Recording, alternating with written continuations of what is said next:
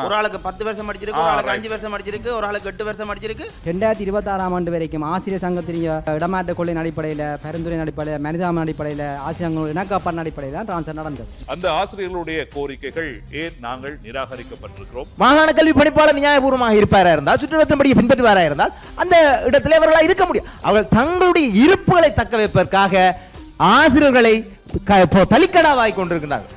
இடமாற்ற கடிதம் சென்ற அடுத்த கணமே வலியமே விடுவித்தல் கடிதத்தை உடனடியாக அச்சிட்டு பாடசாலைகளில் கொண்டே விடுவித்திருக்கு, பாடசாலைகளுக்கு கையளித்திருக்கிறார்.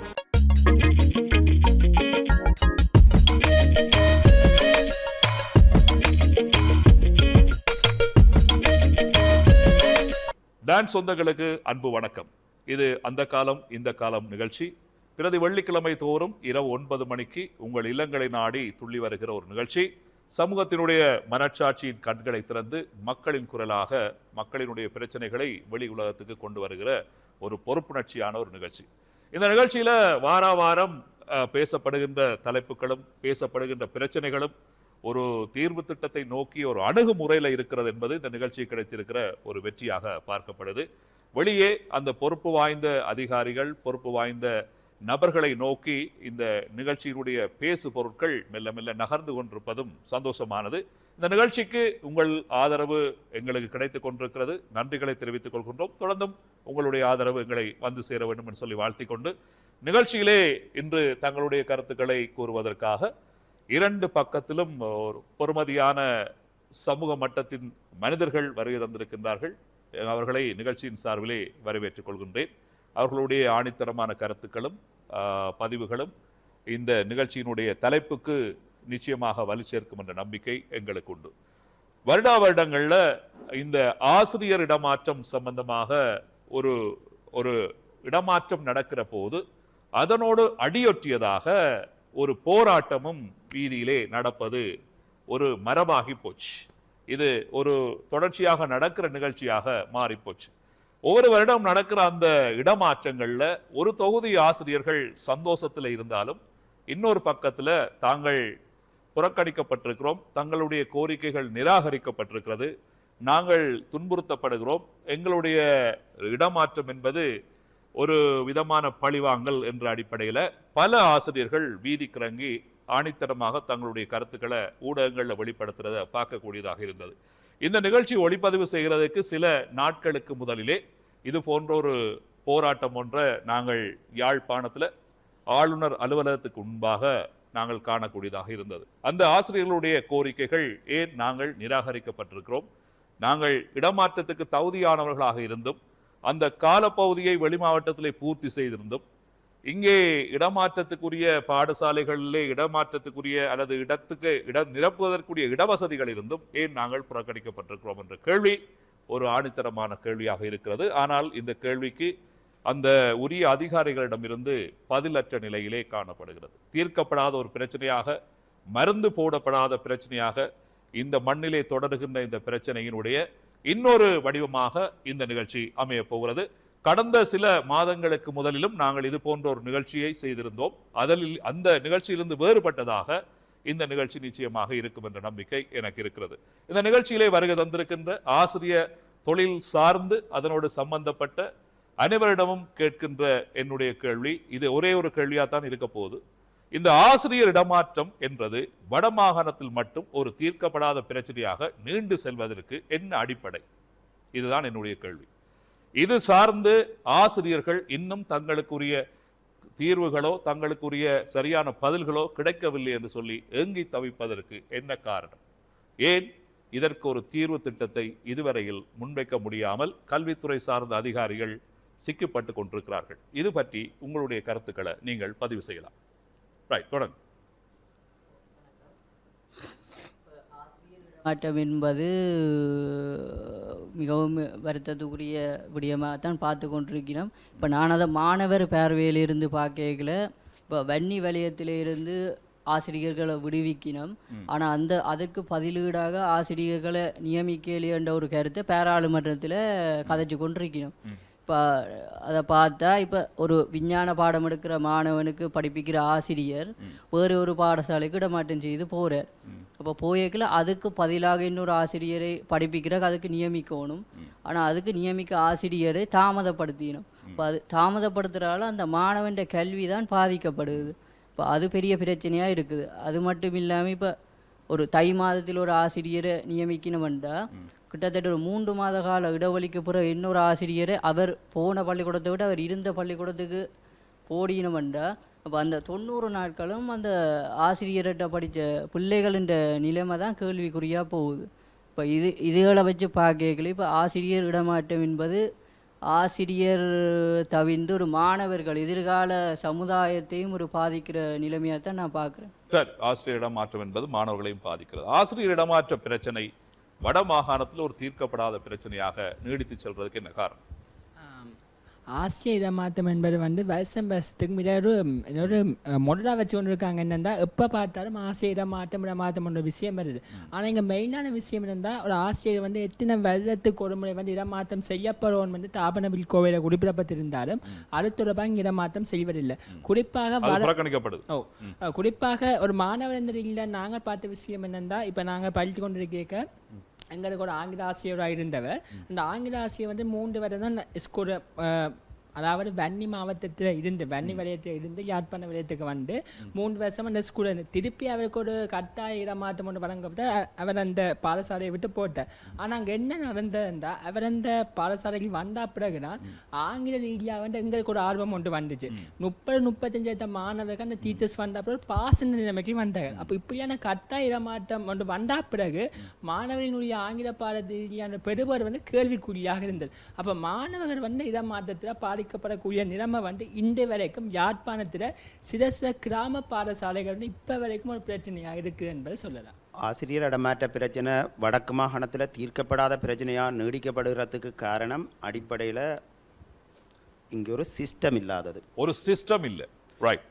வெளிப்படையாகவே ஒரு ஆசிரியர் நியமனத்துக்கு வரும்போது சேவக்காலம் முழுமையாக எந்தெந்த விதமான வகையான பாடசாலையில் கடமையாற்றணுமன்றது முதல் நியமன நிபந்தனையில் கடிதத்திலேயே குறிப்பிட்டு உங்களோட சேவை காலத்தில் உதாரணத்துக்கு யோசிப்பேன். இப்போ மன்னார்லேயோ மடுவிலையோ வேலை செய்கிறதுக்கு போன்ற பிரதேசங்களில் வேலை செய்ய வேணும் 5 வருஷம் அல்லது 8 வருஷம் என்று போட்டிருந்தால் அந்த ஆசிரியர் தண்ட உடல் தகுதிக்கு ஏற்றாற்போல தண்ட குடும்ப நிலைக்கு ஏற்றாற்போல விரும்பின காலப்பகுதியை தெரிவு செய்கிறதுக்கான வாய்ப்பும் மற்றொன்று அவர் எப்பவும் வேலை செய்ய வேணும், தான் அதிலேருந்து வழுவி போக இயலாதன்ற ஒரு நிச்சயமான தன்மையும் அவருக்குள்ளேயே இருந்து கொண்டிருக்கும், அதிகாரிகள்கிட்டையும் இருந்து கொண்டிருக்கும். ஆனால் இங்கே ஏற்கனவே அடிப்படையிலேயே பிழை இருக்கிறதால, அடிப்படையில் என்றால் இவ திட்டமுறைக்கு எந்த விதமான ஏற்பாடும் இல்லாமல் நியமனங்கள் செய்கிறது.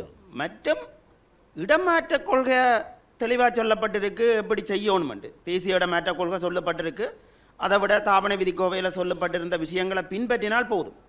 அதில் நான் ஒரு கேள்வி கேட்கிறேன். இப்போ ஒரு ஆசிரியருடைய இடமாற்றம் என்றது அவர் எவ்வளவு காலத்தை பூர்த்தி செய்த பிறகு நடக்க வேணும்? அப்படி என்ற விஷயம் சில இடத்துல 3 வருடத்துல மாற்றப்படுற சந்தர்ப்பங்களும் இருக்கு. சில பேர் 5 வருடங்களுக்கு பிறகு மாற்றப்படுற சந்தர்ப்பம் இருக்கு. சில பேர் 8 வருடங்கள், சில பேர் கட்டாயம் 10 வருடம் வேலை செய்தே ஆக வேண்டும் என்றெல்லாம் இருக்கு. இல்ல கட்டாயம் 10 வருடம் வேலை செய்யணும் என்று போட்டிருக்கிறது. அது சில பேர்ட்ட முதல் நியமன நிபந்தனை கடிதம். அதுதான் சிஸ்டம் இல்லை என்று சொன்னேன். ஒரு ஆளுக்கு 10 வருஷம் படிச்சிருக்கு, ஒரு ஆளுக்கு 5 வருஷம் படிச்சிருக்கு, ஒரு ஆளுக்கு 8 வருஷம் படிச்சிருக்கு. இதுக்கு என்ன சில பேருக்கு இடமாற்ற கடிதத்துல நீங்கள் 3 வருடம் என்ற ஒரு அடி ஒன்று இருக்கு. 3 வருடம் என்றது போடப்படும். சில இடத்துல அந்த விஷயமே போடப்படையில்லை. சொல்லுங்க, நீங்க பேசுங்க. தம்பியின் கேள்வியின் அடிப்படையில் அவர் சொல்றாருன்னு சொன்னா 3 வருஷம் தான் அந்த பாடசாலையில் அந்த ஆசிரியர் கடமையாட்டம் வந்திருக்கிறாரு. அப்போ 3 வருஷம் முடிய அந்த ஆசிரியர் போறாருன்னு தெரிஞ்சால் அதுக்கு ஓட்டனி என்ன செய்து வந்த வலய கல்வி அலுவலகம் அப்போ போறாருன்னு சொன்னா அதுக்கு சார் போறாருன்னு சொன்னா அதுக்கு ஒரு வேறு டீச்சரையோ இது ஒழுங்கு பண்ணி இருக்கும். சரிதானே? அப்போ வலயத்துக்கு கட்டாயம் தெரிய வேணும். அப்போ அப்படி செய்து கொண்டு போனால் ஒரு பிரச்சனை இல்லை. இந்த 1970ஆம் ஆண்டுலேருந்து இன்று வரைக்கும் 50 வருஷம் யாழ்ப்பாணத்தில் ஆசிரியர் உற்பத்தி இங்கே தான் நாங்கள்லாம் பண்ணிக்கு போகணும். அதில் எந்த மாட்டு கருத்துக்கும் இல்லை. 5 மாவட்டத்துக்கு நாங்கள்லாம் போகணும். எல்லாரும் போய் வந்து கொண்டு இருந்தது. இதுவரைக்கும் 2026ஆம் ஆண்டு வரைக்கும் ஆசிரியர் சங்கத்தின் இடமாற்ற கொள்கையின் அடிப்படையில், பரிந்துரையின் அடிப்படையில், மனிதாமன் அடிப்படையில், ஆசிரியர்கள் இணக்கப்பாட்டின் அடிப்படையில் டிரான்ஸ்ஃபர் நடந்தது. இப்போ நடந்த டிரான்ஸ்ஃபர் போட்டு எங்களுக்கும் சங்கத்துக்கும் சம்பந்தப்படாமல் தனிப்பட்ட முறையில் வேறு அரசியல் செல்வாக்கு நடந்தாலும் இவ்வளவு தூரம் இந்த பிரச்சனை வந்து வந்தது. ஆசிரியர் ரோட்டுக்கு வர்றது இதாங்க. அப்போ இந்த தம்பி சொன்ன மாதிரி 3 வருஷம் போனால் நிச்சயம் எந்த ஒரு ஆசிரியரும் வந்து எந்த ஒரு மாணவரையும் ஆசிரியர் கிடங்கு கிண்டினா தான் மாணவன் அதுக்குள்ள விழுவான். அதில் எந்த வித மாற்றுக்க எந்த ஒரு ஆசிரியரும் எந்த ஒரு மாணவனுக்கும் துரோஞ்சுறதுக்கு அவன் மனசளவிலையும் ஒரு காலம் இல்லை. அவன் தன் அர்ப்பணிப்பான சேவை எங்கே போனாலும் செய்து கொண்டே தான் இருப்பான்.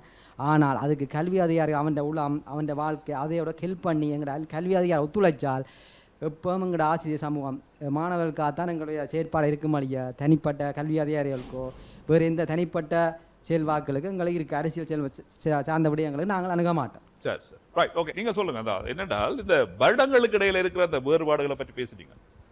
அதுல எது சரியானது, எது ஏன் அப்படி வித்தியாசப்படுறது? சரியானது என்று சொல்றத 2 விதமா நோக்கலாம். ஒன்று மனிதாபிமான ரீதியா நோக்கலாம், மற்றொன்று சட்ட ரீதியா நோக்கலாம். தேசிய ஆவண விதிக்கோவையில அந்த காலவரையறை இல்லை. வடக்கு மாகாண இடமாற்ற கொள்கையிலையும் தேசிய இடமாற்ற கொள்கையிலையும் பின்தங்கிய பாடசாலை வசதியான பாடசாலை இந்த வகைப்படுத்தல் 4க்கு மிக மோசமா பின்தங்கின பாடசாலைக்கு 3 வருஷமும் மற்ற பாடசாலைகளுக்கு 4 வருஷம்.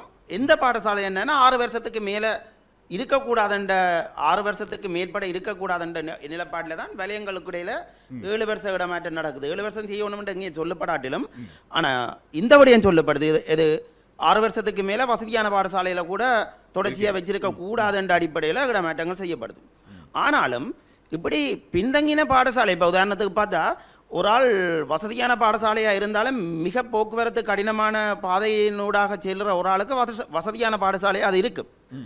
ஆனால் அந்த டீச்சருக்கு போக்குவரத்துன்றது அதை விட பெரிய பிரச்சனையாக இருக்கு. ஆனால் அந்த இடத்துல சில தேசிய இடமாற்ற கொள்கையிலையும் சில குறைபாடுகள் இருக்கலாம்.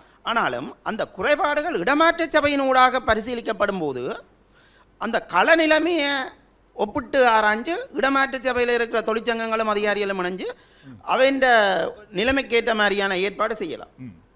மற்றபடி இதில் இன்னும் திருத்தம் செய்து கொள்ள வேணும்.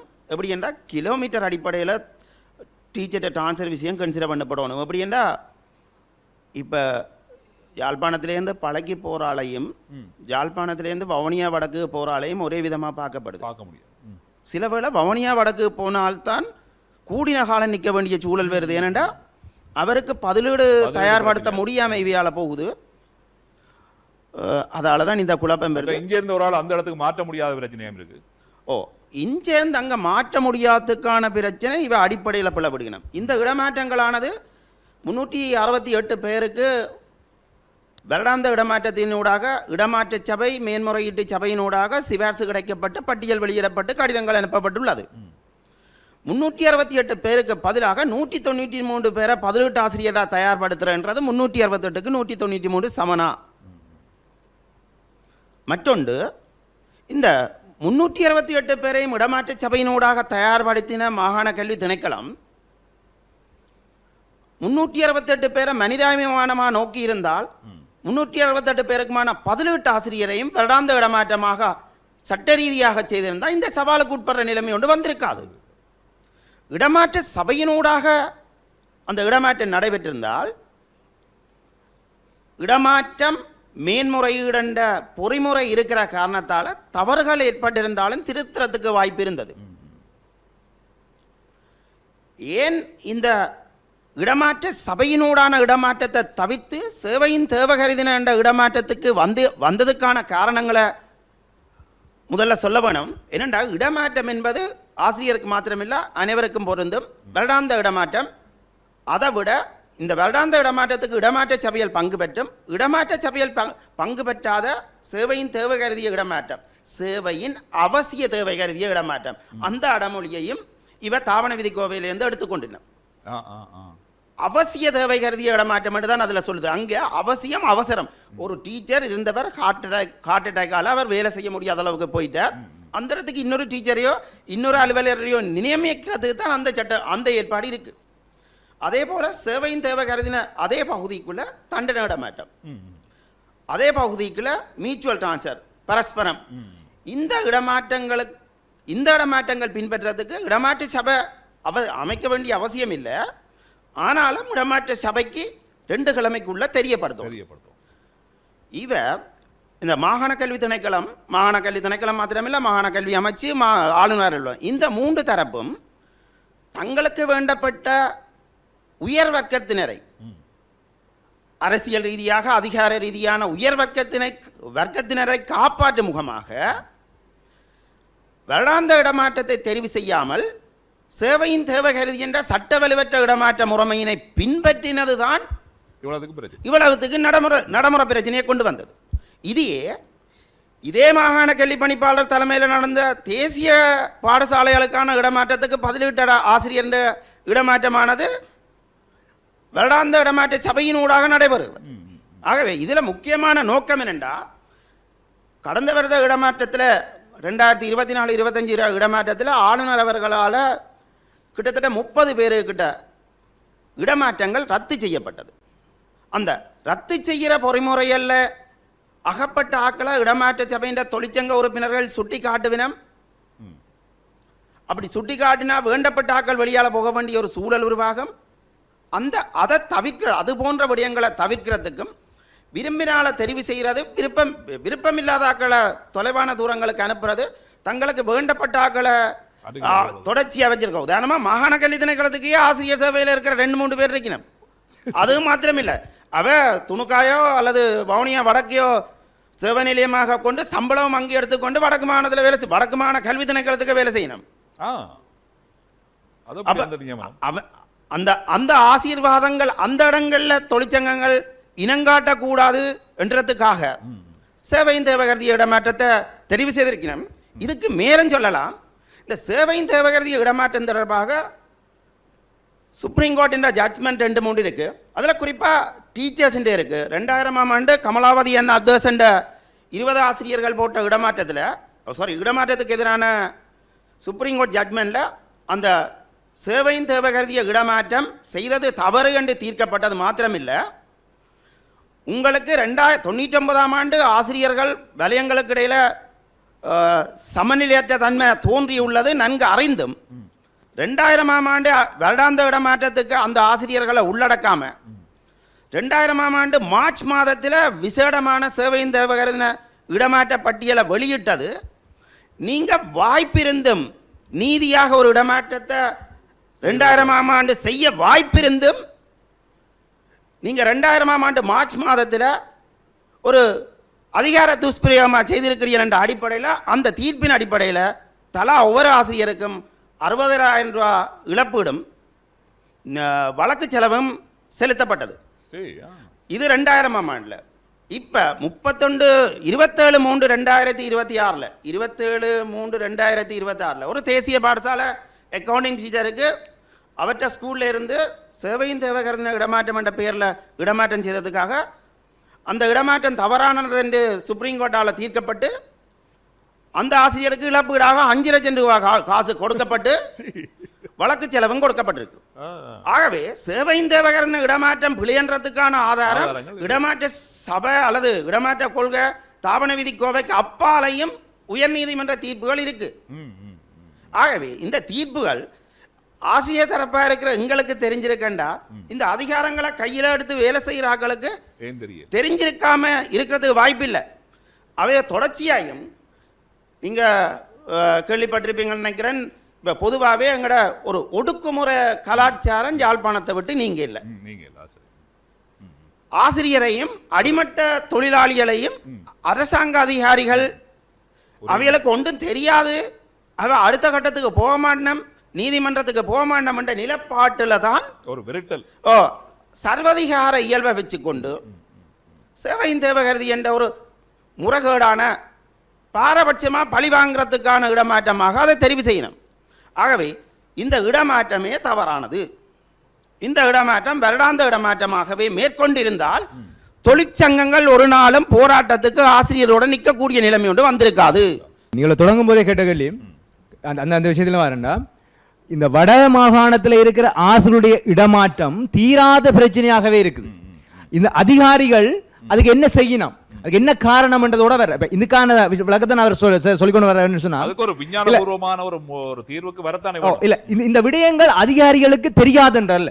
இந்த சொல்ற பொழுது நீதிமன்ற முத்தீர்ப்புகள் இருக்கின்றது, தாவண விதி கோவைகள் இருக்கின்றது, இடமாற்ற கொள்கைகள் இருக்கின்றது. இவை எல்லாவற்றையும் தாண்டி இவர்கள் தங்களுடைய பதவிக்கு வருவதற்கு போட்டி பரீட்சைகளுக்காக இதையும் கற்று தேர்ந்து பரீட்சை எழுதித்தான் அதுக்கு வந்திருக்கிறார். அவர்களுக்கு தெரியாது, உங்களை விட என்னை விட அவர்களுக்கு நிறைய தெரியும். அந்த சட்ட நூல்கள் அத்தனையும் இந்த சுற்றுலா இலக்கங்கள் உட்பட அவர்களுக்கு தெரியும். தெரிஞ்சுதான் அவர்கள் இந்த பரீட்சைகள் எழுதி வந்தவர்கள். ஆனால் அதனை நடைமுறைப்படுத்துவதற்கு பின்னிக்கின்றார்கள். ஏனென்று சொன்னால் வடமாகாணத்துடைய சாபக்கேடு, வடகிழக்கு மாகாணம், வடகிழக்கு இன்றைக்கு அது வடமாகாணத்துக்குள்ளே உருகி போய் கிடக்குது. வடக்கு மாகாணத்துடைய சாபக்கேடு என்னன்னு சொன்னால் இந்த அதிகாரிகள் எல்லோருமே அந்த இந்த கல்வி அதிகாரிகளாக இருந்தாலும் சரி, எங்களுடைய இந்த மாவட்டத்தை மாகாணத்தை நிர்வகிக்கின்ற எல்லா அதிகாரிகளும் ஒரு அரசியல் தஞ்சம் அடைகின்ற மூன்றாவது ஊன்றுகோலில் நிற்கின்ற ஒரு முதுகெலும்பில்லாத அதிகாரிகளாகத்தான் இருக்கின்றார். இதுதான் உண்மையான காரணம். அவர்களுக்கு இந்த மாவட்டத்தின் மீது மாகாணத்தின் மீது அக்கறை இல்லை. அடிப்படையில் இந்த மாகாணத்தை கல்வியிலே முன்னேற்ற வேண்டும். தம்பி சொன்னது போன்று இந்த பின்தங்கப்பட்ட போர்ல பாதிக்கப்பட்ட வன்னி பிரதேசத்தில் இருக்கின்ற தூர பிரதேசத்தில் இருக்கிற மாணவர்களுடைய பிள்ளைகளுடைய எதிர்காலத்தை பற்றி ஒரு துளியளவேனும் சிந்திக்கின்ற ஆற்றல் அவர்களிடம் இல்லை. தெரியும் ஆனா தெரியாது. ஆனா அதுதான் அங்கே இருக்க. அவர்கள் தங்களுடைய ஆசனங்களை காப்பாற்றுவர். இன்றைக்கு இந்த வட மாகாணத்தில் இருக்கிற ஆளுநர் இந்த விடயத்தில் நியாயபூர்வமாக நடந்து கொள்வாராயிருந்தால் மறுகணம் அந்த ஆளுநர் என்ற அதிகாரத்தில் இருக்க முடியாது. வடமாகாணத்தினுடைய கல்வி செயலாளர் நியாயபூர்வமாக நடப்பாரா இருந்தால் அவர் அந்த இடத்துல இருக்க முடியாது. மாகாண கல்வி பணிப்பாளர் நியாயபூர்வமாக இருப்பாரா இருந்தால், சுற்றுலத்தின்படியை பின்பற்றுவாரா இருந்தால் அந்த இடத்துல அவர்களால் இருக்க முடியும். அவர்கள் தங்களுடைய இருப்புகளை தக்க வைப்பதற்காக ஆசிரியர்களை பலிக்கடாவாய் கொண்டிருக்கிறார்கள். ஆசிரியர்களை பிரித்தாளுகின்றார்கள். ஒரு தொகுதி ஆசிரியர்களை வருடாந்த இடமாற்றத்தில் பாதிக்கப்பட்ட ஆசிரியர்களாகவும் இன்னொரு தொகுதி ஆசிரியர்களை சேவையின் தேவை கருதியாக காட்டிக்கொண்டு 2 ஆசிரியர்களை முட்டி மோத விட்டுக்கொண்டு இந்த பிரச்சனையை தீர்க்க முடியாது. அந்த 2 ஆசிரியர்களும் காலத்துக்கு காலம் தெருவிலும் நீதிமன்றங்களிலும் மனித உரிமைகள் ஆணைக்குழுவின் முன்பாகவும் நின்று தங்களுடைய நேரங்களையும் காலங்களையும் வீணடித்துக் கொண்டு நீதிக்காக அலைமோதி கொண்டிருக்கிறார்கள். இந்த இடமாற்றம் இன்றைக்கு ஒரு ஆண்டுகளுக்கு முன்னதாக நடக்க வேண்டிய இடமாற்றம் இன்றைக்கு அந்த இடமாற்றம் தாமதிக்கப்படுகின்றால் முழுக்க காரணம் இந்த அதிகாரிகள் தான். அதிகாரிகள் தங்களுடைய ஆசனங்களை தங்களுடைய இருப்புகளை தக்க வைக்கிற நோக்கமே தவிர வேற ஒன்றுமே. அவர்கள் உண்மையில் முதுகெலும் உள்ளவர்களாக இருப்பார்களா இருந்தால், நேர்மை உள்ள அதிகாரிகளாக இருப்பார்களா இருந்தால் அவர்கள் இந்த சுற்றுநிறுவத்தின்படியே யார் முன்னுக்கு இருந்தாலும் அதன்படியே செய்யட்டும். அதற்கு நாங்கள் கட்டுப்படுத்த அத்தனை அது ஆசிரியர்களும் அதை கட்டுப்படுத்த நியாயபூர்வமாக நடக்க வேண்டும். நாங்கள் அதைத்தான் வலியுறுத்துகிறோம். தங்களுடைய சுயநலங்களுக்காக, தங்களுடைய சுற்றங்களை காப்பாற்றுவதற்காக, தங்களுடைய நெருங்கின வட்டங்களை காப்பாற்றுவதற்காக ஏன் அப்பாவி ஆசிரியர்களை பலியாக்க கூடாது. இன்னைக்கு வன்னி பிரதேசத்தில் 10 ஆண்டுகளுக்கு மேல வேலை செய்தவர்கள் தங்களுடைய சொந்த நிலத்துக்கு சொந்த மாவட்டத்தில் வலயங்களுக்கு வேலை செய்ய முடியாமல் தவிக்கின்றார்கள். ஏற்கனவே வன்னி மாவட்டத்திலிருந்து வேலை செய்தவர்கள் மீண்டும் பழி வாங்கப்படுகின்றார்கள், வன்னி மாவட்டத்துக்கு அணைக்கப்படுகிறார்கள். இது திரும்ப நடக்கின்றது. ஒரு தொகுதி ஆசிரியர்களுக்கு மட்டும்தான் நடக்கிறது. அந்த ஆசிரியர்கள் யார் என்று பார்த்தால் அவர்கள் யாரு? எந்த அரசியல் பின்புலமும் இல்லாதவர்கள், எந்த அதிகாரிகளுடைய கால்களையும் பிடிக்காதவர்கள், எந்த அரசியல் கட்சியினுடைய தயவுகள் தாட்சணையும் இல்லாதவர்கள், ஒரு அப்பாவி ஆசிரியர்கள். அந்த ஆசிரியர்கள் திரும்ப பாதிக்கப்படுகின்றார்கள். அதிகார வர்க்கத்தில் இருக்கிறவர்கள் காப்பாற்றப்படுகின்றார்கள். இதுதான் இங்கே இந்த பிரச்சனையை தீர்க்கப்பட வேண்டும் என்று சொன்னால் அதிகாரிகள் மத்தியிலே ஒரு மனமாற்றம் நடக்க வேண்டும். அவர்கள் நேர்மை உள்ளவர்களாக இருக்க வேண்டும். நேர்மை உள்ளவர்களாக இருந்தால் மட்டும்தான் இது சாத்தியமாகும். இவருடைய குற்றச்சாட்டை எத்தனை பேர் ஆதரிக்கிறீங்க? என்னென்றால் அவருடைய குற்றச்சாட்டு அதிகாரிகள் ஒரு அரசியல் சக்கரத்துக்கு சுழற்றார்கள், அரசியல் என்ற அந்த தூண்டுகோலுக்கு ஆடுகிற அதிகாரிகளாக இருக்கிறார்கள் குற்றச்சாட்டை முன்வைக்கிறார். இரண்டாவது, அவருடைய குற்றச்சாட்டு பிரதானமாக எந்த விதமான பின்புலவும் இல்லாத ஆசிரியர்கள் தொடர்ந்து பாதிக்கப்பட்டுக் கொண்டிருக்கிறார்கள். ஆகவே ஏதாவது ஒரு வலுவோடு, ஒரு அரசியலோ ஒரு பொருளாதார ரீதியாரோ செல்வாக்கோடு இருக்கிற ஆசிரியர்கள் அந்த இடமாற்றத்திலிருந்து தப்பிக்கொள்கிறார்கள் என்ற குற்றச்சாட்டை முன்வைக்கிறார்கள். இதை எத்தனை பேர் ஏற்றுக்கொள்றீங்க? இதுக்கு பின்னால் உண்மை இருக்கா? உண்மை இருக்கு. உண்மை அவர் சொன்னதை விட மேலுமே சொல்லலாம். அதிகாரிகள் எதிர்காலத்தில் கிடைக்கக்கூடிய பதவி வரப்பிரசாதங்கள், உயர் பதவியில இலக்கு வச்சு இந்த பாரபட்சமான நடவடிக்கைகளை அரசியல் தரப்பு அல்லது அரசியல் அரசாங்கம் சார் தொழிற்சங்கங்கள் நிகழ்ச்சியினர்களுக்கு அமைவாக சட்டத்துக்கு முரணாக எந்த ஆபத்து வெறுமண்டு தெரிந்தும் நீதிமன்றத்துக்கு போகும், இது நன்கு தெரியும், நீதிமன்றத்துக்கு போகும், நீதிமன்ற நடவடிக்கை கூடாக திசை திருப்பப்படும், இது எல்லாமே தெரிந்தும் ஒரு அதிகாரி அந்த பணியில் ஈடுபடுகிறார் என்றால் அவற்றை இலக்கு தன் சேவை காலத்தின் எதிர்காலத்தில் இருக்கிற பதவிகளை இலக்கு வச்சு அந்த பதவிகள் எந்த சந்தர்ப்பத்திலையும் தங்களுக்கு மிஸ் பண்ணக்கூடாதுன்றதுக்காகவும் அதனூடாக கிடைக்கக்கூடிய தண்ட வரப்பிரசாதங்களை உச்சமாக அனுபவிக்கிறதுக்காகவும் அதிகாரிகளும் ஆளுநரும் இந்த விடயத்தை திணிக்கணும். ஆ, ஆ. அதிகாரிகளும் ஆளுநரும் தங்களோட தனிநபர்களின் வரப்பிரசாதங்களை அனுபவிக்கிற நோக்கங்களுக்காக ஆசிரியர் மீது திணிக்கணும். ஆசிரியர் மாத்திரமில்ல மற்றவர்கள் மீதும் திணிக்கணும். மற்றவை இந்த குரலை வெளியில கொண்டு வர இல்லையே தவிர இப்ப அச்சங்கொள்ளினம் எப்படி என்றா ஆசிரியர் இடமாற்றங்கள், போராட்டங்கள், நீதிமன்றங்கள், இவ்வாறான நிகழ்ச்சிகள் போன்ற இடங்களுக்கூடாக வெளிவர தொடங்கினதால எதிர்காலத்தில் அனைத்து தொழில்களிலையும் இந்த நிலைமை வர்றதுக்கான அச்சம் மாகாண நிர்வாகத்துக்கு ஏற்பட்டுள்ளது. இப்ப கல்வியில மட்டும்தான் இருக்குன்னு பேசப்பட்டாலும் மற்ற சமாந்தரமான அதிகாரிகள் இதே மாகாண கல்வி திணைக்களம் மாதிரி கல்வி திணைக்களங்கள் பல உண்டு. அந்த திணைக்கள அதிகாரிகள் அச்சப்படுற சூழலை இந்த இடமாற்றம் உண்டு பண்ணியிருக்கு. ஏனென்றா இப்பதான் நாங்க விழிச்சிருக்கிறோம். நாங்க இப்போ தெளிவில்லாம டீச்சர்ஸ் நிறைய பேர் இருக்கணும். இலங்கையில் எத்தனை தொழிற்சங்கம் இருக்கு, ஆசிரியர் தொழிற்சங்கத்தில் பெயர் என்னன்னு கேட்டால் தெரியாத ஆசிரியர்கள் இருக்கிறதால அவ போன்ற ஆக்களை தான் இவ காத்திருக்க வைக்கிறதும் ஏமாத்துறதும் கடந்து இந்த நெருக்கடிகளுக்கு உட்படுத்துறதும் தொடர்ச்சியாக நடைபெற்று கொண்டிருக்கு. உண்மையில் அது நடந்து கொண்டு தான் இருக்கு. இன்னும் விழிப்புணர்வு பெற வேணும் ஆசிரியர்கள். விழிப்புணர்வு பெறுகிற சந்தர்ப்பத்தில் இந்த பிரச்சனைகள் படிப்படியாக இது ஒரு முக்கியமான ஒரு கட்டாயமான ஒரு அலசி ஆராய வேண்டிய ஒரு பிரச்சனை. ஏன்னா இந்த புதிய அரசு ஒரு ஊழலுக்கு எதிரான ஒரு அரசு. ஊழல் என்றது பணத்தோடு சம்பந்தப்பட்டது மட்டுமில்ல, அதிகார துஷ்பிரயோகமும் ஒரு வகையான ஊழல் தான். அவருக்கான பொறுப்புகளையும் அவருக்கான கடமைகளையும் தவறாக பயன்படுத்துவாராக இருந்தால் அதுவும் ஒரு அதிகார துஷ்பிரயோகம், அதுவும் ஒரு ஊழல் தான். நீங்கள் சொல்கிற குற்றச்சாட்டு ஆசிரியர் இடமாற்றத்துக்கு பின்னால பெரிய ஒரு அரசியல் பின்புலம் இருக்கு. அதனுடைய முக்கியமான அதிகாரிகள் அரசியல் நோக்கங்களுக்காக அல்லது தங்களுடைய அடுத்த கட்ட பதவிகளுக்காக அல்லது தங்களுடைய இருக்கைகளுக்காக வேலை செய்கிறார்கள் என்ற ஒரு குற்றச்சாட்டை முன்வைக்கிறார்கள். அவர்கள் நியாயமான ஒரு நடுநிலைமை தன்மையோடு அந்த வேலை செய்வார்களாக இருந்தால் ஆசிரியர்கள் ஈக்குவலாக சமநிலையாக பேணப்படுவார்கள் என்ற ஒரு தன்மைக்கு நீங்க வாரீங்க. அதுக்கு பின்னால இருக்கிற உண்மை தன்மையை நான் கேட்கிறேன். என்னண்டா இதுல காண்டிவென்ட் சார் சொன்ன மாதிரி, சத்யா சார் சொன்ன மாதிரி ஏதோ ஒரு பின்னணி இருக்கிறது என்பதை நாங்கள் அடிக்கடி நடக்கிற சில சம்பவங்களூடாக எப்படியான சம்பவம் நீங்க புரியுறீங்க. உதாரணமாக ஒரு பாடசாலையில ஒரு ஆசிரியருக்கு இடமாற்றம் என்பது அறிவிக்கப்பட்டால், கடிதம் மூலம் வழங்கப்பட்டால் அதுக்கென்று ஒரு நடைமுறை இருக்கிறது. அந்த ஆசிரியர் பாடசாலையில் இருந்து தன்னுடைய பொறுப்புகளை ஒப்படைக்க கோரிப்பெற எதுவும் இல்லை என்றோ கடிதத்தை பாடசாலையில இருந்து விடுவித்தல் கடிதத்தை முதல் பெற வேண்டும்.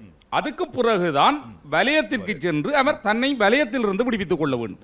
ஆனா இந்த இடமாற்றத்தில் என்ன நடந்திருக்கின்றா, இடமாற்ற கடிதம் சென்ற அடுத்த கணமே வலயமே விடுவித்தல் கடிதத்தை உடனடியாக அச்சிட்டு பாடசாலைகளில் கொண்டே விடுவித்திருக்கு. பாடசாலைகளுக்கு கையளித்திருக்கிறார்கள். அதிபர் விடுவிக்கவில்லை. அப்ப இதில் என்ன முரண்பாடு இருக்கிறது? இது ஏன் உடனடியாக செய்தார்கள் என்றால் அங்கே ஒரு பின்னணி இருக்கிறது. ஏதோ ஒரு அரசியல் பின்னணியால் தான் இதை உடனடியாக செய்தார்கள். இப்படி நிறைய விடயங்களை நாங்கள் பார்க்கலாம். சேவையின் தேவை என்றதான் இப்ப நாங்க நீங்க சொன்னீங்க. இன்னொரு கேள்வி இதுக்குள்ள இப்ப இடமாற்றம் என்ற உங்களுக்கான கோரிக்கைகள் வரையக்குள்ள ஒரு வருடாந்த இடமாற்றம் என்ற அடிப்படையில் தான் விண்ணப்பம் கோரப்படுது. சேவையின் தேவை கருதிய இடமாற்றம் என்ற ஒரு விண்ணப்பம் கோரப்படுதா? என்னண்டா, விண்ணப்பிக்காத ஒரு ஆசிரியருக்கு தான் இடமாற்றம் வழங்கப்படுது சேவையின் தேவை என்ற அந்த வரையறைகள். இதுல ரெண்டு பதம் கையாளப்படுகிறது. ஒன்று சேவை, மற்றது தேவை. சேவை என்பது இருக்கிறது. இந்த தேவை என்பதைத்தான் நாங்கள் அடிக்கடி சிந்திக்க வேண்டியிருக்கிறது. இந்த முறை வழங்கப்பட்ட இந்த இடமாற்றத்தில் ஒரு சில ஆசிரியர்கள் பாவம் சம்பளத்தை நிறுத்தி விடுவார்கள். இரண்டாவதுக்கு எங்க கையொப்பம் வைக்கிறதுக்கு இடம் இல்லை. சில அதிபர்கள் சில மேதாவித்தனமாக கையெழுத்து வைக்க முடியாது என்று சொல்லிவிட்டார்கள். உதாரணமாக ஒரு ஆசிரியரை ஒரு அதிபர் கையெழுத்து வைக்கலான்னு சொல்லிக்கிறார். அது பாவம் வீட்டமை தற்கொலைக்கு முயற்சி செய்திருக்கிறது. அந்த அதை என்ன எனக்கு தெரிவித்ததன் பிற்பாடு நான் அந்த அதிபரோடு எடுத்து தொடர்பு கொண்டதும் இல்லை நீங்க நாளைக்கு அவை அனுப்புங்க போய் மீண்டும் கையெழுத்து வைத்திருக்கிறார் அந்த பாடசாலையில். இப்படியான துப்பாக்கிய நிலைக்கு கூட மறக்கப்பட்டிருக்கு. இடமாற்றம் வழங்கப்பட்டுள்ளது. வலயம் சொன்னது கையெழுத்து வைக்க வேண்டாம் என்று. ஆனால் எழுத்து மூலம் கொடுக்கவில்லை. அதிபருக்கு சொல்லியிருக்கிறார்கள். அதிபர் இப்படியான மேதாவித்தனமான சில செயற்பாடுகள். அப்ப இப்படி பயந்த ஆசிரியர்கள் ஒரு சில ஆசிரியர்கள் உடனடியாக போயிட்டார்கள். ஏற்கனவே தீவக வலயத்தில் 7 வருடம் 8 வருடம் 9 வருடம் என்று கடமையாற்றியவர்கள் இப்ப உதாரணமாக கிளிநொச்சி வலயத்துக்கு போட்டணும். அங்க போனால் அந்த ஆசிரியருக்கு ஒரு பாடசாலை கொடுத்தார்கள். இந்த பாடசாலையை போய் கடமையை பொறுப்பேற்கணும். அங்க இருந்த அந்த ஆசிரியர் எனக்கு எடுத்து சொன்னார், தான் ஒரு தமிழ் ஆசிரியர், அங்கே போய் நான் கடமையை பொறுப்பேற்றிருக்கிறேன். அங்கே தமிழிற்கு ஆசிரியர்கள் இருக்கிறார்கள். நீங்கள் மேலதிகம் என்று அதிபர் சொல்லுகிறார். அப்ப அங்க சேவை என்ன இருக்கிறது, தேவை என்ன இருக்கு. இவரை அனுப்ப வேண்டும் என்று அனுப்பினார்களே ஒழிய அங்கே தேவையின் பொருட்டு தேவை அந்த ஆசிரியரை இங்கே இந்த பாடசாலையிலிருந்து தூக்கினார்களோ அந்த பாடசாலைக்கு இன்னும் ஆசிரியரை போடவில்லை. அங்கே தேவை இருக்கிறது. இப்படித்தான் இந்த நடைமுறை நடந்து கொண்டிருக்கிறது. நாங்கள் பார்க்கல. மற்ற இன்னொரு பிரச்சனை, ஒவ்வொரு இடமாற்றத்திலும் குழப்பங்களும் போராட்டங்களும் நடந்து கொண்டிருக்கிறது. அதுக்கு முதல் ஓரளவு சீராக நடந்தது. இப்படி நடப்பதற்கு காரணங்கள் என்னென்று ஆராய்ந்தால் இந்த இடமாற்ற கொள்கையை காலத்துக்கு காலம் மாற்றுகிறார்கள். இது ஒரு சீரான ஒரே கொள்கையாக இருக்க வேண்டும். தேசிய இடமாற்ற கொள்கையை அடிப்படையாக கொண்ட ஒரு இடமாற்ற கொள்கையை வடமாகாணத்தில் நிரந்தரமாக வைத்திருக்க வேண்டும். போன வருடம் 6 வருஷம், இந்த வருடம் 7 வருஷம், அடுத்த வருஷம் 8 வருடம் இந்த கொள்கைகளை மாற்றக்கூடாது. அந்த இடமாற்ற கொள்கையை வருடம் மாற்றுவதால் அடிப்படையிலேயே போல. அடுத்த இன்னொரு பிரச்சனை, ஆசிரியர்கள் போக சொன்னால் போக வேண்டும் என்கிற ஒரு பெருட்டு எல்லாரும் இருக்கிறது. ஆனால் அவர்கள் போக மாட்டார்கள். எத்தனையோ மேலதிகாரிகளுக்கு எத்தனையோ மாவட்டங்களுக்கு இடமாற்றங்கள் வந்து போகவில்லை. அப்ப ஆசிரியர்கள் என்றால் போன மற்ற ஆசிரியர்களை போக சொல்ற பாடசாலைக்கு இவர்கள் ஒரு நாளாவது போயிருப்பார்களோ போயிருக்க மாட்டார்கள். என் வடக்கு மாகாண திணைக்களத்தை கல்வி அமைச்சை மாங்குளத்தில் கொண்ட போட சொல்லுங்க, போக மாட்டார்கள்.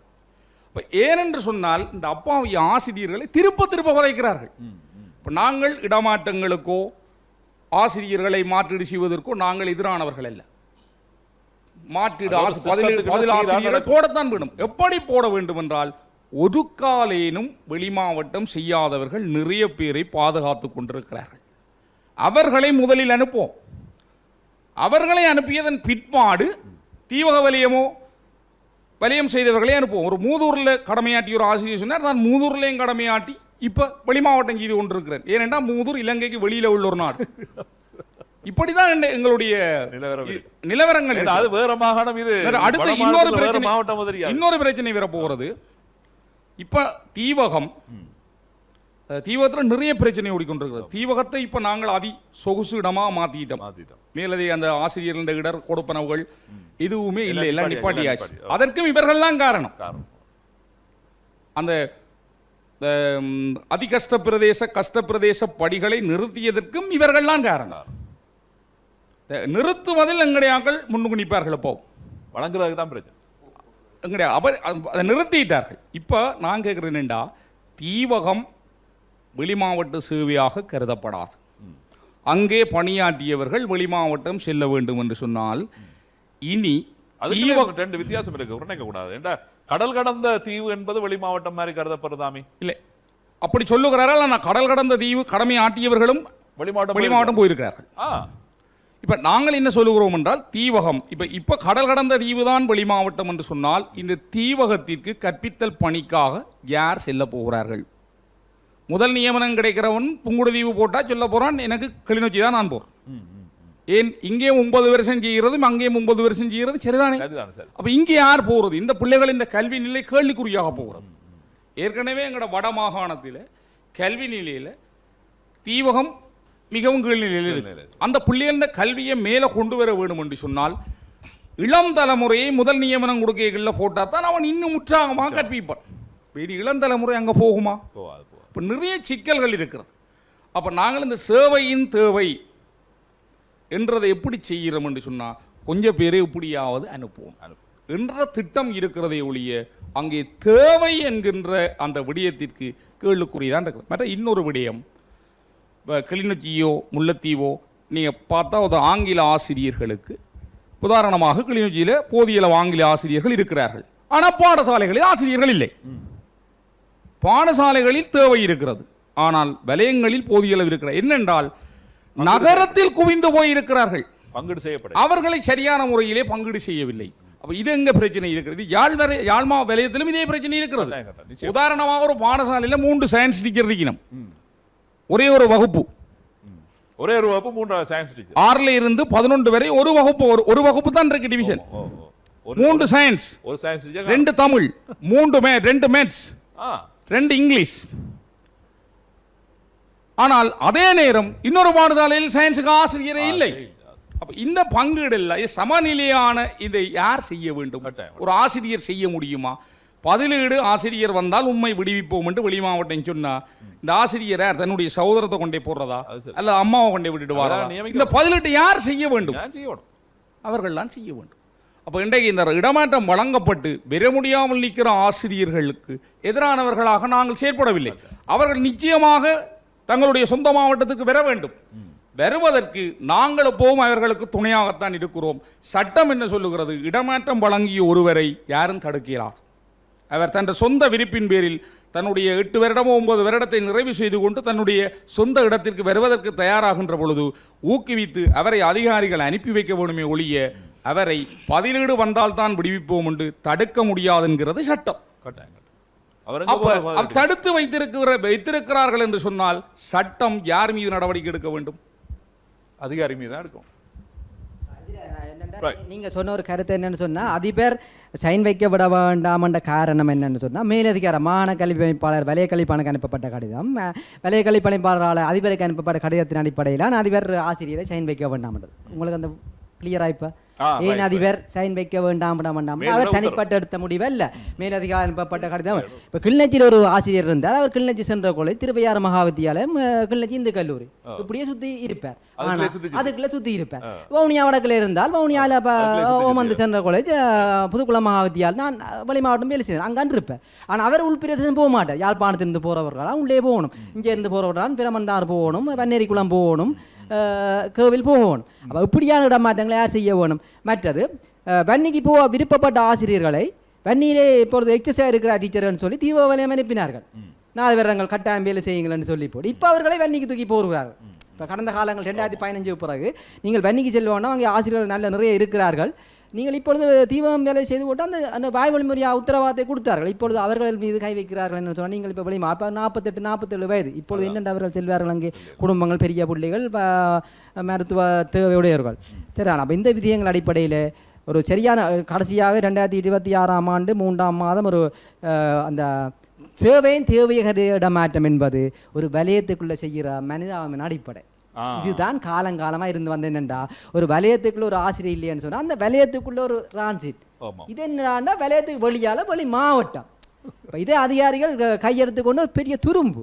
இது எங்கள் ஆசிரியர் அச்சுறுத்துற ஒரு விஷயம். அப்போ இதுதான் இப்போ நடந்த விஷயம். இதுக்குத்தான் நாங்கள் இப்போ போராட்டம் செய்கிறோம். இல்லையா, எங்களுக்கு சேவை கட்டாயம் நாங்கள் பிள்ளைகள் நாங்கிறத நாங்களே சேவை இருக்கும்.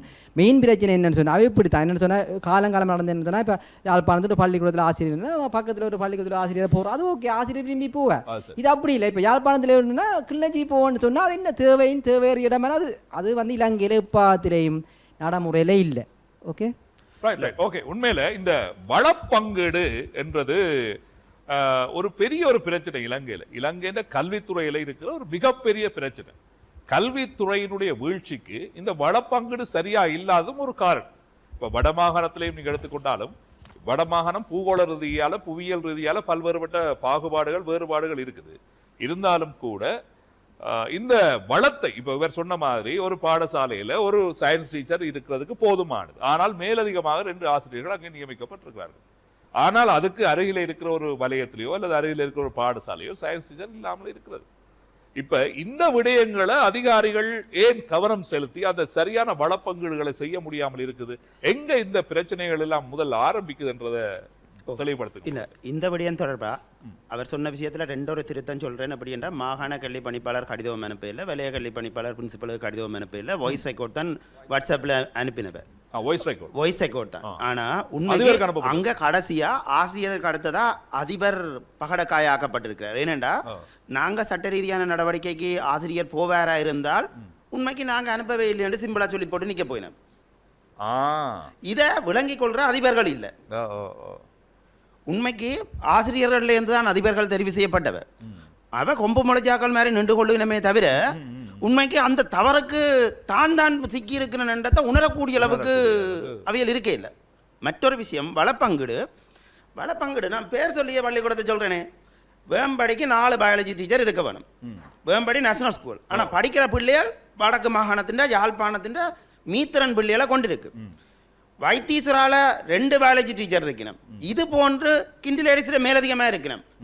ஸ்டான்லியில் இருக்கணும். ஒரு டீச்சரை தர சொல்லி பிரின்சிபல் கெஞ்சி கேட்குற அப்படின்னா டெம்பரரி அட்டாச்மெண்ட் தாங்கோ. ஏன் அங்க சேவையின் தேவை கருதி இல்ல வேலை செய்ய அங்க இந்த இந்த வித்துவாதிகாரிகள் இருக்கணுமல்லோ, தேசிய சேவையின் தேவை கருதின இடமாற்றத்தை கையில் எடுத்து செய்கிற அதிகாரிகள் இருக்கணும். பிள்ளை நலன் சார்ந்து சிந்திக்கணுமா? அதான் அதான் இவ பிள்ளை நலன் சார்ந்து சிந்திக்கணுமா? இப்ப வேணுமாண்டா இந்த விஷயம் அப்படியே டேட்டோட எல்லா டீச்சரும் டேட்டா பண்ணி ஒரே ஒரு பயாலஜி டீச்சரோட அந்த மீத்திரன் பள்ளிக்கூடம். ஆனா அந்த பிள்ளை திரிய எடுத்து ஐலண்ட் ஃபர்ஸ்ட் பெறட்டும், அதுக்கு மாலையோட ஆளுநர் தொடக்கம் போவினம். கிளிநொச்சியில இப்ப மாலையோட போய ஆளுநருக்கு அந்த பிள்ளைக்கு இந்த தவணை பரீட்சை பேப்பர் ஒழுங்கா போனதோண்டு கேட்டவரோ. அது சரி. ஜப்னாண்டுக்கு 75 பிள்ளைகள் இங்கிலீஷ் மீடியம் படிக்குது, 15 பிள்ளைகளுக்கு தான் பேப்பர் போயிருக்கு. இவ கல்வியில் அக்கறையோட இருக்கிற அதிகாரிகளா வரப்பிரசாதங்கள்ல மட்டும் இலக்கு வச்சிருக்கிறார்கள். அதுவும் ஒரு காரணம், அந்த வள பங்கீடு சரியா அமையாது. இப்ப அவன் நல்ல எண்ணம் இல்லையே. நான் நல்ல வெளிப்படையான உதாரணம் சொல்லி இருக்கிறேனே. இதுல நீங்க வளப்பங்குல எத்தனை பேர் வடக்கு மாகாணத்தில் இருக்க கல்வித்துறை சார்ந்த அதிகாரிகள் பிள்ளைகள் சார்ந்து சிந்திக்கவில்லை என்றதை ஏற்றுக்கொள்றேன். ஒரு குற்றச்சாட்டு சொல்லுங்க. இதுல என்ன சொன்னா, எங்கள்ட்ட இருக்க தரவுகள் நாங்கள் சில இதுகளை கண்மூடித்தனமா சில கருத்துக்களை சொல்ற மாதிரி சொல்ற வெளியிலும் அது கதைக்கப்படுது. என்னன்னு சொன்னா, யாழ் மாவட்டத்துல ஆசிரியர் வளம் குவிஞ்சு போயிருக்குது என்ற கருத்தெல்லாம் உண்மையில தவறு. ஆனா வளம் பங்கிடப்படாமல் இருக்கின்றதை ஏற்றுக்கோ, அது எல்லா விலையத்திலும் இருக்கின்றது. கிட்டத்தட்ட அன்றைக்கு ஒரு பத்திரிகையில் வந்த செய்தியின் பிரகாரம் வட மாகாணத்துல 4015 ஆசிரியர்கள் ஒட்டுமொத்தமாக வெற்றிடம் இருக்கின்றனர். அதுல யாழ் மாவட்டத்துல 338 ஆசிரியர்கள் யாழ் வலயத்திலே வெற்றிடம் இருக்கின்றனர். இப்படி ஒவ்வொரு வலயத்திலும் எடுத்துக்கொண்டு போனால் வெற்றிடங்கள் இருக்கின்றன. அப்ப நாங்கள் கண்மூடித்தனமாக ஒரு வலயத்திலே வெற்றிடங்கள் இல்லை என்று சொல்லி மேலதிக ஆசிரியர்கள் என்ற கருத்துக்களை மேலதிகம் எப்படி வருதுன்னு சொன்னால், ஆசிரியர்கள் சொல்வது போன்ற வளங்கள் பகிரப்படாமல் ஒரு பாடசாலையில் குவிக்கப்பட்டிருக்கின்றன. இன்னொரு அதே வலயத்தில் இருக்க இன்னொரு பாடசாலையில ஆசிரியர்கள் இல்லாமல் பிள்ளைகள் இருக்கின்றார். அங்க சாதனைகள் சாதனைகள் செய்கின்ற பொழுது அங்கே வருகின்றார்கள், கொடிகளை பிடித்துக் கொண்டு மாலையில தூக்கி வைத்துக் கொண்டு. ஆனால் அந்த பிள்ளையை தனியே ஊடகங்களுக்கும் அந்த பொறுப்பு இருக்கின்றது. அந்த பிள்ளைகளை நீங்கள் பேட்டி காணும். அந்த தன்னுடைய வெற்றிக்கு யார் எந்த ஒரு பிள்ளையும் நாங்கள் இங்கே இருக்கிற பலர் ஆசிரியர்கள், இங்க பாடசாலை கற்பிக்கிற ஆசிரியர்கள், ஆனால் மனம் திறந்து சொல்ல வேண்டி இருக்கின்றது. ஆனால் அதுல ஒரு வெட்கமும் இருக்கின்றது, இன்று வேதனையும் இருக்கின்றது. பாடசாலைகளை நம்பி எந்த ஒரு பிள்ளைகளும் கல்வி கற்க தயாரில்லை என்று.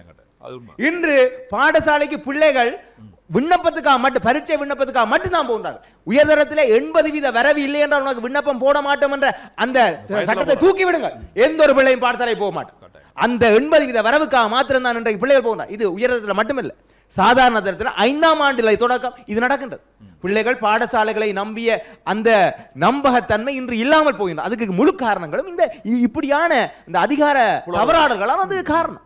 இப்ப நீங்க இதுல இன்னொரு விடயத்தை நீங்க சொல்ல வேண்டிய விஷயத்துல தொட்டுக்கொண்டு போறேன்னு சொன்னா, இந்த அரசு ஊழலட்ட அரசு இந்த இப்படியான ஊழல் நடக்கின்ற பொழுது பார்த்து கொண்டிருக்கிறதுக்கு நடவடிக்கை எடுக்காத என்ற ஒரு மன ஆதங்கத்தோட நீங்க கழிச்சுக்கிறீங்க. வடமாகாணத்துக்கே உரித்தான பிரச்சனையாக இருக்கக்கூடிய ஆசிரியர் இடமாற்றம் பற்றி அந்த காலம் இந்த காலம் நிகழ்ச்சி உங்களோடு கலந்து பேசிக் கொண்டிருக்கிறது.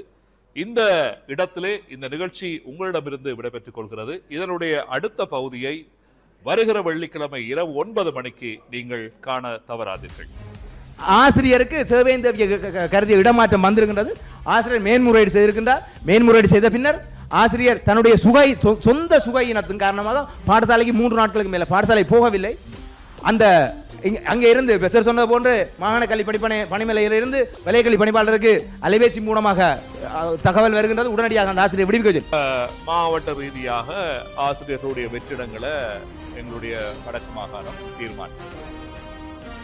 இந்த பாடத்துக்கு இத்தனை ஆசிரியர்கள் தேவை, இந்த ஆசிரியர்கள் இந்த பாடத்துக்கு தேவை, இந்த பாடத்துக்கு இவ்வளவு ஆசிரியர்களுடைய வெற்றிடம் இருக்கிறது. இப்ப நான் இருந்த பாடசாலையில் இன்று 3 வருடமாக கணித பாடத்துக்கு ஆசிரியர் இல்லை. 3 வருடமா இந்த 10ஆம் தேதி தான் ஒரு ஆசிரியர் வந்து 3 வருடங்களாக ஆசிரியர் இல்லை. எல்லாருக்குமே அது தெரியும்.